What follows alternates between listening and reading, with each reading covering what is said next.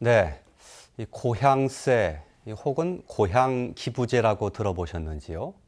기부도 하고 이제 고향의 발전도 도모할 수 있는 일석이조의 정책이 될 수 있다고 하는데 우려도 만만치가 않습니다. 이 고향기부제에 대한 기대와 우려에 대해서 오늘 들어보겠습니다. 이번 순서는 박태식 교수 그리고 양성빈 의원 두 분과 함께 하겠습니다. 어서 오십시오. 네, 고맙습니다. 네, 안녕하십니까. 자, 먼저 오늘 주제가 이제 고향기부제인데요. 고향기부제가 뭔지 먼저 좀 살펴봐야 될 것 같습니다. 화면으로 좀 잠깐 보겠습니다. 예, 고향기부제는 고향지자체에 기부금을 내면 세액공제를 통해서 그 기부금을 돌려주는 제도입니다. 예. 고향기부제는 문재인 정부의 100대 국정과제에 포함되어 있습니다. 정부가 이제 올해 안에 법안을 마련해서 내년 국회를 통과한 후에 2019년부터 시행하겠다. 이런 계획을 가지고 있습니다. 예, 고향기부제에 대해서 제가 간단히 그 화면으로 말씀드렸는데 일부에서 저희가 그냥 정치 기부금 뭐 10만 원짜리 내는 경우가 많지 있지 않습니까? 그 10만 원 내면 연말정산 때 10만 원 이제 돌려주는 이런 제도를 시행하고 있는데 이것과 많이 쉽게 이해하기 위해서 비교를 하더라고요. 그렇게 이해하면 쉽습니까? 아니면 그건 너무 좀 단순화시켜서 약간 오해 소지도 있을 수 있습니까? 어떻습니까? 예, 정치와 고향이라는 그런 차이점이 있지만 그 예. 제도 자체 제가 처음에 고향기부제라는 그 제안을 할 당시는 그 비슷한 과정 속에서 기부를 하면 세액 공제를 해주는 그런 의도로 이렇게 말씀드린 게 맞고요. 이해하는데 가장 쉽게 생각을 하시면 정치 기부하는 것처럼 고향에 기부를 하는 그 대상 자체가 틀린 것만 예. 차이가 있다고 보시면 될 것 같습니다. 예, 기부금을 내면 세액을 통해서 돌려주는 그런 방식은 유사하다 그런 네. 말씀이죠. 근데 이게 지금 기부제라는 말도 붙어 있고 또 고향세라는 말도 붙어 있습니다. 그래서 약간 좀 혼란스러운데 어떻게 이해하면 좋을까요?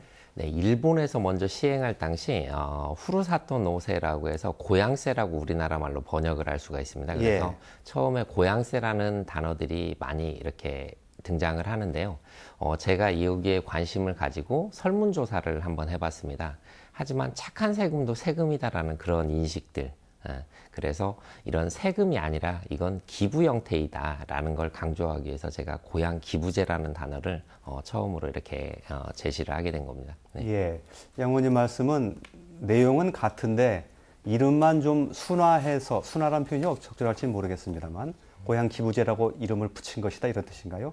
네, 그런 의미도 있고요. 예.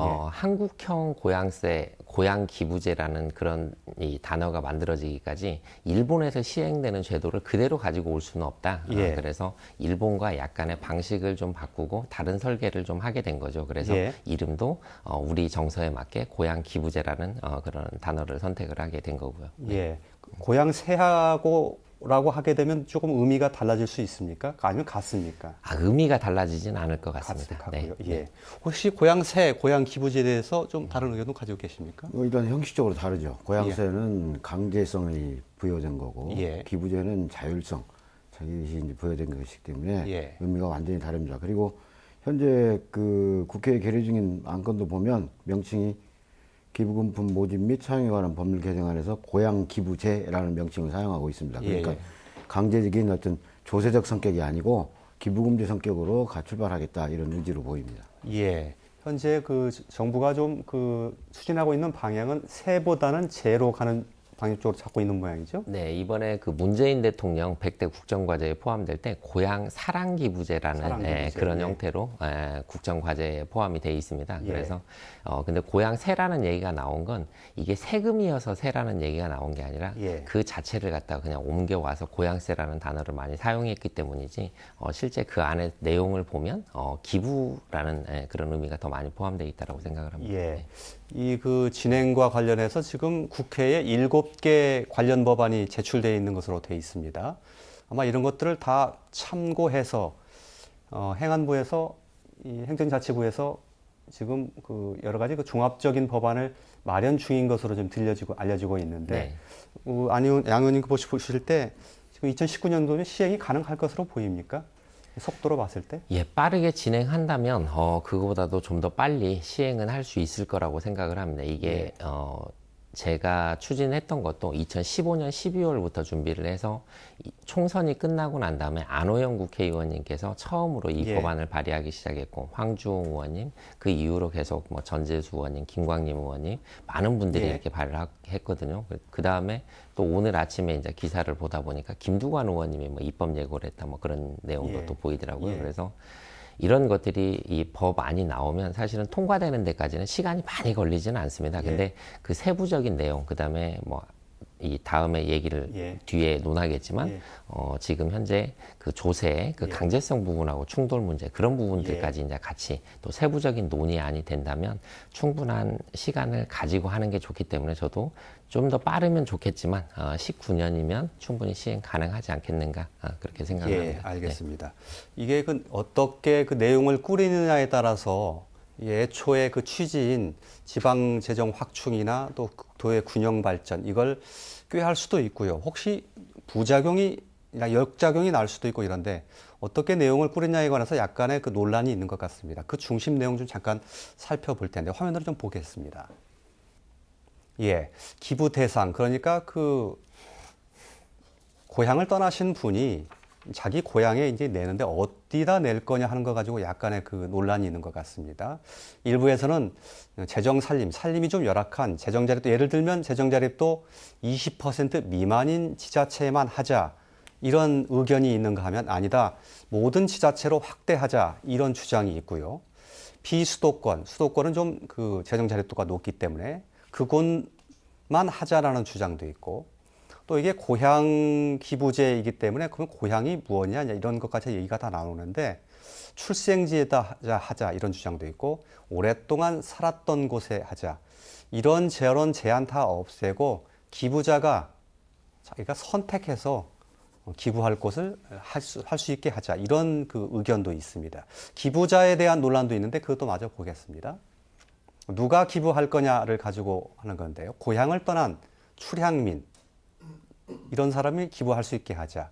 수도권에 사는 사람만 할 수 있게 하자. 이것도 제한을 없애자 등등 여러 가지 논란이 좀 있는 것 같습니다. 이런 것들을 다 합쳐서 앞으로 이제 법안을 마련해야 될 텐데 일단 그 기부 대상과 관련해서 재정을 열악한 곳만 하자. 예를 들면 재정 자립도 20% 미만이라든가 이런 안이 처음에는 나왔는데 나중에는 이게 좀 재정 자립도가 높은 곳, 예를 들면 뭐 수도권에 있는 자치단체들도 반발을 하다 보니까 우리도 발 수 있게 해달라 이런 얘기가 나와서 만약에 그렇게 된다면 애초에 좀 취지가 좀 무의미해지지 않을까 이런 걱정도 있던데 어떻게 보시는지요? 아마도 저기 나오는 여러 가지 안 중에 재정 자립도를 20% 이하의 지자체만 한다고 한다면 호남권이 집중이 되고 호남권 중에서 광주가 빠지고 전남하고 전북만 된다고 그렇게 평가되고 있습니다. 그러니까 열악한 지역만 되는데 그러면 나머지 지역에서는 자기만 유출이 많이 일어나지 않겠습니까? 그걸 이제 그 지자체 단체장이나 지역 주민들이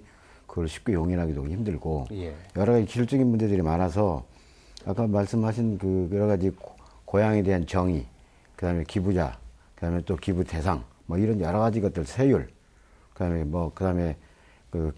이제 앞으로 이야기하게 될 그에 대한 어떤 답례품으로서의 기념품의 종류라든가 이런 여러 가지 것들이 기존의 법률이라든가 이런 것 상충되지 않도록 조정하고 지역 간의 이해를 조정하는 데는 상당히 기술적인 문제가 필요하다고 생각합니다. 그래서 법률로서 해결하기에는 너무나 디테일해서 자세한 것이 너무 많기 때문에 법률은 그 기본적인 정신만 담고 시행령에서 그걸 조절해 가는 방법이 빨리 이제 그걸 시행하려고 한다면 그런 방법이 좀 좋지 않을까 그런 생각을 합니다. 그런데 혹시 그런 여러 가지 이제 잘 사는 좀 지역과 그렇지 않은 지역간의 갈등을 최소화하다 보면 이 법안 자체가 상당히 애초에 좀 재정이 열악한 지역의 재정을 확충해 준다는 그런 애초의 취지가 상당히 반감되거나 퇴색할 우려가 좀 있어서요. 어쨌거나 고향 세거나 고향에 대한 기부제거나 지역의 균형에 물론 절대 액수는 늘어날 수 있습니다. 그러나 상대적으로 또 격차가 생길 수 있는 가능성은 꽤 있죠. 전북발전연구원에서 연구 자료에 의하면 그 명백히 드러나 있고 우리가 감각적으로 충분히 알 수 있는 일이죠. 그러나 다만 기부제라고 했을 경우에는 기본적으로 어떤 정신이 담아야 되면 자발적인 의사에 의해서 참여를 보장하는 참여를 담는 그런 정신이 중요하고 고향세라고 했을 때는 법적 강제력을 두기 때문에 또 강제성에 대한 또 조세 저항이라든지 지역 간의 균형이라든지 또 예를 들어서 지역을 특정 지역으로 한정했을 경우에 고향을 시골에 둔 사람과 그렇지 않은 사람과의 조세 형평에서 역차별 문제가 생길 수도 있고 예. 좀 미묘한 문제들이 많이 있습니다. 그것을 조금 합리적으로 잘 조정을 하려면 정치적인 타결이 굉장히 중요하지 않나 생각합니다. 예, 양 의원께서는 어떻게 보십니까? 예. 네, 저도 마찬가지로 생각을 합니다. 지금 정치적인 그런 문제, 그다음에 우리가 지금 지방 재정의 불균형 문제를 가장 첫 번째로 이 고향 기부제가 등장하게 된 배경으로 지금 보고 예, 있거든요. 예. 그래서 이 수도권과 비수도권, 그 다음에 여러 가지 문제점들이 있거든요. 그래서 그런 부분들을 법률적으로만 딱딱 재단해서 이렇게 만들어낼 수는 분명히 없을 것이다. 교수님 말씀하신 대로 큰 틀에서 법률적으로 정하고 또 시행령에서 이렇게 정해서 우리 지방 재정 불균형을 해소할 수 있는 그런 부분들을 만들어냈으면 좋겠고, 아까 제가 말씀드린 것 중에 그 일본과 우리 한국 고향기부제의 시행의 차이점은 그거거든요. 이 지방세와 국세를 세액 공제를 해주느냐. 일본 같은 경우는 지방세를 공제를 해주면서 비수도권과 수도권이 충돌이 좀 생겨난 그런 부분들이 있는데, 예. 일본은 지방세와 국세의 비율이 5대 5입니다. 근데 예. 한국 같은 경우는 국세가 80%고 지방세가 20%이다 보니 우리는 국세에서 차감을 해주자라는 게 이제 제 그 고향기부제의 가장 예. 큰 제안의 그 중심이고요. 예. 그래서 이 국세를 차감해주면 약간 지방 간의 그런 다툼은 조금 줄어들 것이다. 그런 저는 얘기를 하고 싶습니다. 예. 그 부분은 조금 더 부연 설명이 좀 필요한 부분인 것 같은데 네. 지금 세금을 돌려주게 되면 정부가 이제 받을 세금이 그만큼 줄어들게 되는 것이잖아요. 네, 맞습니다. 그렇죠. 그러면 그걸 어느 부분에서 차감을 할 것이냐 할 때 지방세에서 차감하느냐 아니면 그냥 국세에서 차감하느냐 이런 게 있는데 양 의원님 말씀은 국세에서 차감을 해야 지방 소득세에서 차감하는 부분이 적어들기 때문에 지방의 피해가 줄어든다 이런 뜻이 되는 거죠. 네, 지방의 피해가 줄어드는 것도 있지만 수도권 그 전체적인 지방세가 지금 우리 같은 경우는 20%밖에 안 되기 그렇습니다. 때문에 예. 네, 그 자립도 자체가 별로 좋지 않은 상황이거든요. 그래서 국세를 차감해 줌으로 인해서 지방 간의 지방에서 지방세를 지금까지 걷어들이는 그 재정 자립도 그런 부분들을 수도권에서 많이 줄어들지 않는다라는 거죠. 그래서 예. 이거를 17개 광역시도 의회 의장단들이 건의안으로 채택을 했을 때는 예. 그런 이유가 있습니다. 서울시 의장님도 거기에 포함이 돼 있을 것이고 예. 인천광역시 의장님도 포함이 돼 있고 우리 예. 전라북도 의장님도 포함이 돼 있지만 다 17분이 전부 서명을 하시고 건의안을 제출을 하셨거든요. 예. 국세를 차감을 해준다고 하니 지방세는 큰 부담이 없다. 그래서 더 찬성하는 계기가 되지 않았을까라고 저는 생각을 합니다. 예. 약간의 그 부담의 차이는 이제 국세에 차감하냐 지방세에 차감하냐에 따라서 지방세가 이제 줄어드는 효과가 감소 효과가 좀 줄어드는 예, 점이 그렇죠. 있지만 네, 네. 결과적으로 국세가 그런 부분에 줄이면 중앙정부에서 지방 교부금을 줄일 겁니다. 그렇겠죠. 그래서 네, 그 아마 물론 그렇죠. 예, 네. 그런 부분이 생각만큼 큰 차이는 발생하지 않을 것이다. 예. 그런 생각을 하죠. 근데 만약에 지방교부금을 줄여버리게 되면 이게 별 의미가 더 없어지는 거 아닌가요? 결국에는 뭐 풍선 효과가 나타나는 예, 제로섬 거니까 게임 제로섬 비슷하게요. 게임 예. 비슷하게 하죠. 예. 예. 그래서 이걸 별개로 놓고 봐야 이 고향 기부라는 건 별개의 그냥 제도로 봐야지 지금 현재의 제도에 덮어 씌워서 교부금을 줄이고 고향 기부제를 뭐 또 다시 한다 그런 건 의미가 많이 없을 걸로 글쎄요. 예, 저도 그렇게 뭐 생각을 합니다. 네. 그 행정부 장관이 8대1을 6대4까지 장기적으로 네. 조정하겠다고 하는 의지를 표명했음에도 불구하고 그 내용의 행간을 읽어보면 국세를 줄일 의지는 별로 없어 보입니다, 사실은. 예. 그래서 지금 그 방법 중에 하나가 지금 고향세나 고향 기부제를 통해서 그거를 부분적으로 조정하겠다 그런 의지를 보이고 있거든요. 예. 그러다 보면 우리 중앙정부가 국세 부분 80%에서 집착이 엄청 강합니다. 예. 이 논의된 지가 벌써 한 10여 년 됐음에도 불구하고 전혀 좀 한 것이 지방 그 교육세하고 뭐죠 그 예. 지방 그거 예. 두 개만 좀 일부 내렸는데 예. 예. 그것도 오히려 지역 간의 격차가 더 심해졌어요. 예. 예.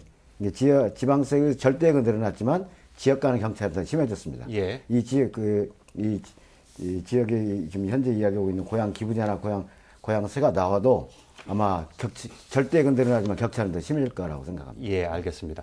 예를 들면 그 전라북도의 입장에서 보면 이런 거지요.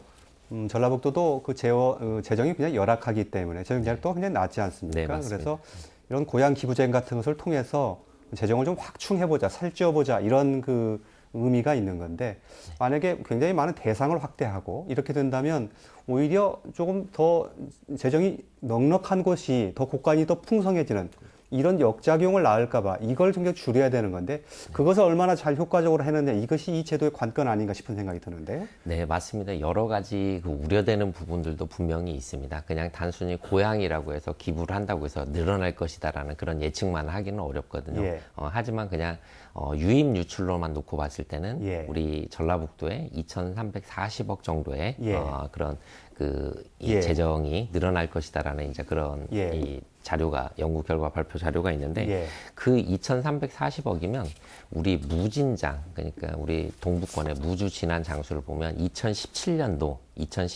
장수군 본예산 기준으로 장수군이 2,438억입니다. 예. 네, 그 무주 같은 경우도 2,640억. 한기 자치단체에 해당되는 그 예산 정도 된다는 거죠? 그렇죠. 예. 예. 장수로 놓고 본다면 2,340억이면 약 100억 정도 차이가 나는데 한 개 자치단체에 1년 예산일 수 있다라는 이제 그런 예. 이 얘기가 되는 거거든요. 그래서 물론 오늘은 지금 아직 행안부에서 구체적인 안이 나와 있지 예. 않기 때문에 고향 기부제에 대한 홍보, 그다음에 앞으로 이렇게 좀 진행이 됐으면 좋겠다라는 그런 얘기를 하는 자리이기 때문에 예, 네, 알겠습니다. 이런 기대 효과에 대해서 말씀드리고 싶었습니다. 재정 유입 효과 말씀하셨으니까 그것을 조금 더 이해하기 쉽게 저희가 좀 화면으로 준비했는데 마저 좀 보시겠습니다. 예.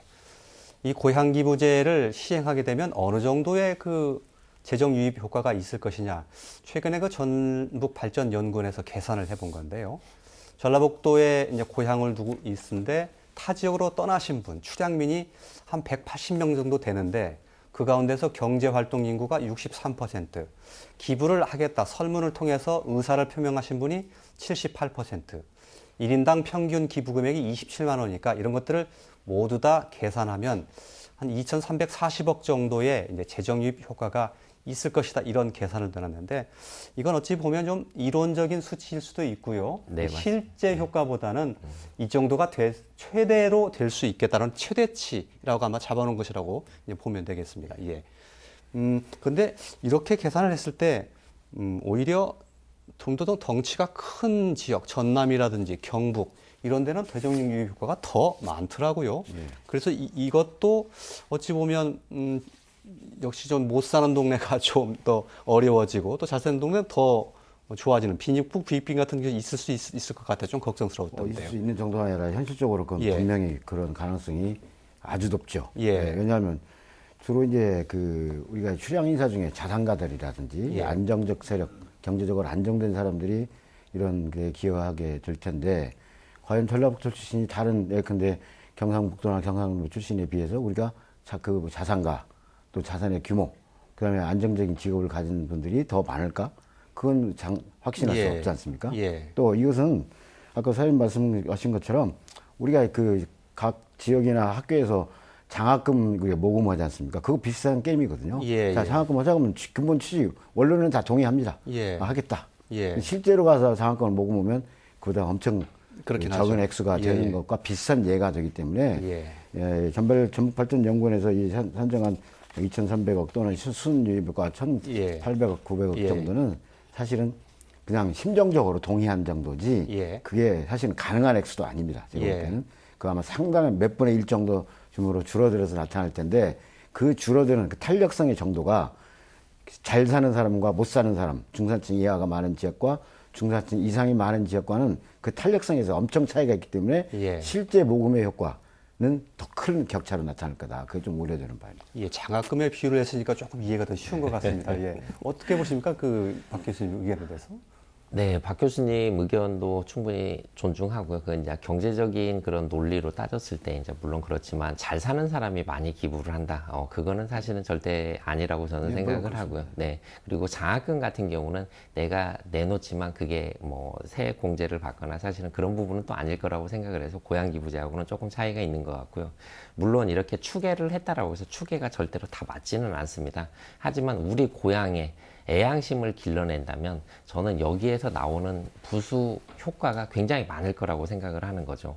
지금 현재 농산어촌, 제 지역구인 장수 같은 경우도 많은 문제점들이 나타나는 게 유통구조에서 사실은 문제가 나타나거든요. 예. 좋은 농산물을 생산을 해도 유통 구조가 예. 굉장히 복잡하게 돼 있기 때문에 예. 올해 배추 가격이 올 초에 5월 정도에 배추를 논밭에서 갈아엎은 시점이 예. 있었습니다. 예. 하지만 지금 비싸서 소비자들은 못 사 먹는다고 얘기를 합니다. 예. 알겠습니다. 그게 유통 구조에 대한 그런 문제점들이거든요. 예, 그래서 알겠습니다. 이런 문제점들을 예, 해결하는. 예, 네. 예. 시간이 조금 남았는데 그거 한 가지만 좀 짤막하게 듣겠습니다. 그런 어려움, 유통구조 말씀하셨는데 그런 어려움도 해결하고 또 이런 고향 기부제도 좀 촉진시켜보자라는 취지로 답례품제도 같이 섞어서 하는 것을 검토를 하고 있는 것으로 알고 있습니다. 아마 이게 일본에서 하면서 굉장히 그 고향 기부제가 활성화시키는 그런 계기가 되었던 모양인데 기부를 하게 되면 그 지역의 특산물, 예를 들면 장수의 사과를 그 출향민에게 선물로 주자, 이런 거 아니겠습니까? 네, 맞습니다. 예. 근데 이것도 상당히 그 부작용이나 우려가 있을 수 있는 그 대목이 나오죠? 예, 제가 시골에서 한 14년 살다 보니까 시골의 내면을 좀 들여다봤는데 시골은 그 지역의 유지들 간의 유착 관계가 너무 심합니다. 하물며 의지에 있는 근데 많은 다액 기부자라든가 이런 사람들과 유착 관계가 될 개연성이 상당히 높고 또 상품 중에도 어떤 정치적 그 세력들과 연계된 분명히 어떤 특별한 관계를 가지고 있는 상품 또는 생산자들이 선택될 가능성이 엄청 높습니다. 예. 그러다 보면 지역에서도 그런 여러 가지 편차 문제라든가 불균형의 문제가 발생될 개연성이 상당히 높다. 그런 점 좀 그런 것이 발생하지 않게 제도적 장치를 마련해야 되지 않을까. 예. 예. 양승 의원에게 한 말씀 드리고 좀 정리를 해야 될 것 같습니다. 예. 당예품과 관련해서. 예. 네, 분명히 방금 박 교수님 말씀하신 대로 우려가 있습니다. 그리고 우리 지금까지의 우리 대한민국을 보면 그런 부작용들이 많이 나타난 건 사실이지만 그런 우려가 있음에도 불구하고 우리 시골에서는 우리 농산촌에서는 우리 농산물 유통 구조를 개선해서 우리 생산품을 제가격을 받고 팔 수 있는 그런 구조를 반드시 만들어내야 되는 게 지금 현재 현실입니다. 그래서 저는 반드시 고향기부제에 답례품이 빠진다면 사실은 이 고향기부제의 실효성을 거둘 수 없을 것이다. 저는 그렇게 말씀을 드리고 싶습니다. 예. 네. 고향기부제와 이 답례품이 한 세트로 가야 될 분명히 필요하다. 네, 맞습니다. 예, 좀 힘줘서 네. 말씀 주신 것 네. 같습니다. 예, 알겠습니다. 장 담그는 쪽에 그 긍정적인 측면을 보시는 쪽과 또 혹시 구더기가 생길 것을 우려하는 좀 부정적인 시각이 다 이렇게 잘 어우러져야 좋은 제도가 나올 수 있는 것 같기도 합니다. 자, 오늘 순서는 여기서 모두 적겠습니다. 시청자 여러분 고맙습니다.